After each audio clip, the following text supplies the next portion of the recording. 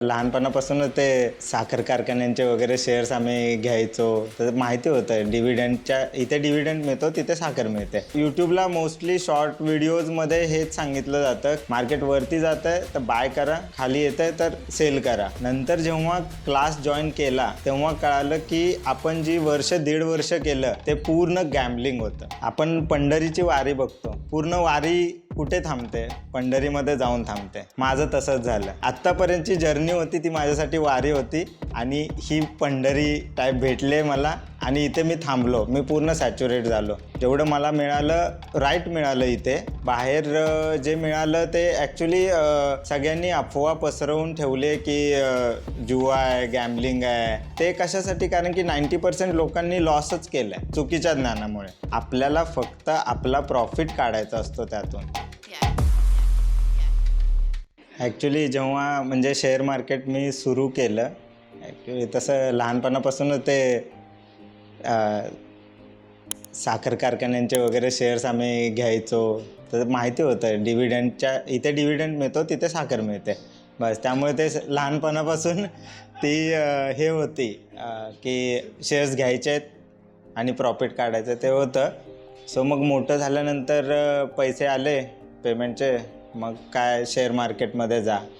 मग काय माहिती नव्हतं. मग यूट्यूब त्यावेळेस मग यूट्यूबवरून सुरुवात केली.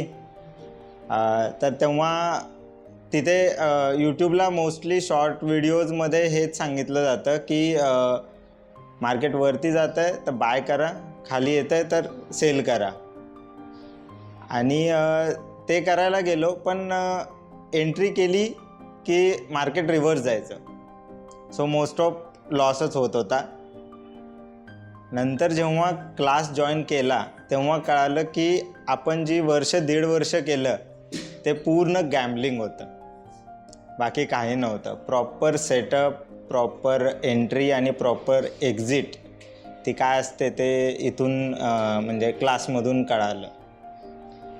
आणि त्याच्यामुळे आता पहिलं माहिती नव्हतं प्रॉफिट होईल की लॉस होईल.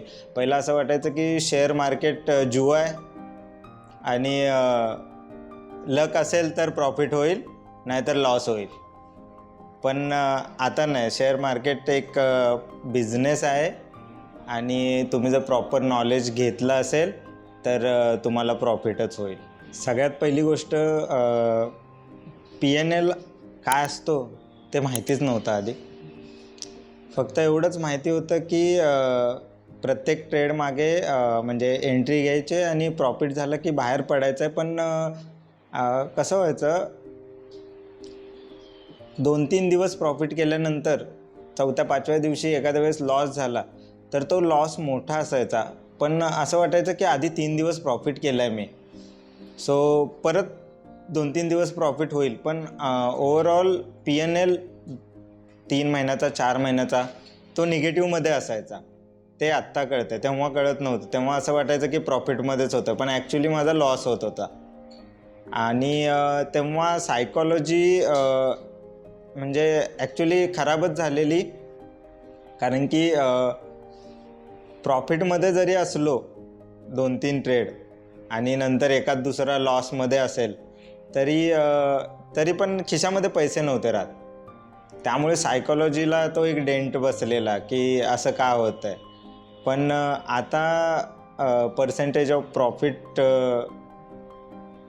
वाढलं आहे आणि ट्रेड म्हणजे आपला रिस्क रिवॉर्ड रेशो पण वाढला आहे. त्यामुळे आता ग्रीनमध्ये PNL आहे. ॲक्च्युली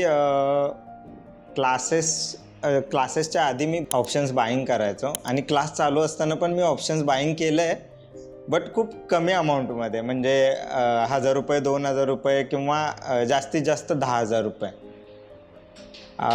पण फक्त आणि फक्त आपण जर शिकलो आहे ते अप्लाय होतं आहे की नाही हे टेस्ट करायला फक्त केलं आहे. ॲक्च्युअल आता मला शेअर मार्केट सुरू करायचं आहे. आता मी ह्या महिन्यामध्ये करणार आहे. तेव्हा मला ॲक्च्युली माझं पर्सेंटेज कळेल. पण आत्ता तरी मी जेवढं पण ट्राय म्हणून केलं, जे शिकलो आहे ते अप्लाय करायला, ते आहे 10 to 12 12-15% आसपास मी प्रॉफिटमध्ये आहे.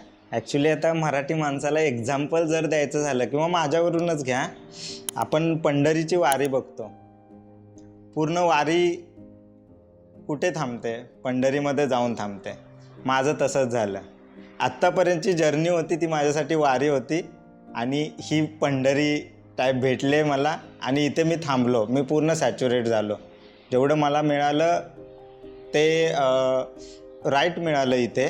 बाहेर जे मिळालं ते ॲक्च्युली सगळ्यांनी अफवा पसरवून ठेवले की जुआ आहे, गॅम्बलिंग आहे. ते कशासाठी? कारण की 90% लोकांनी लॉसच केलं आहे चुकीच्या ज्ञानामुळे.